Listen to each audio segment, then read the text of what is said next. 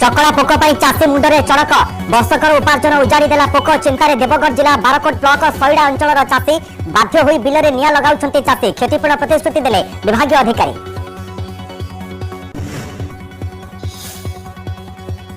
कमुची तापमात्रा बढ़ुची शीत राज्य में अधिकांश स्थान में कमुची रातिर तापमात्रा पारादीप में दृश्यमान है चलित वर्षर पहली कुहुड़ी एपटे कंधमाल में शीतर स्पर्श आरंभ आसंता 1 तारिख पूर्वावायु प्रभाव में वर्षा संभावना कहले विशेषज्ञ।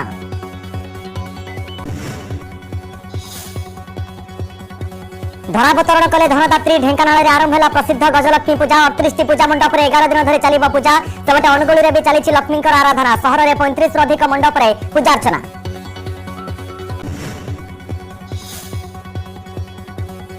कुमार पूर्णिमा जाजपुर सदानंदपुर उत्सव मुखर गाँ दांड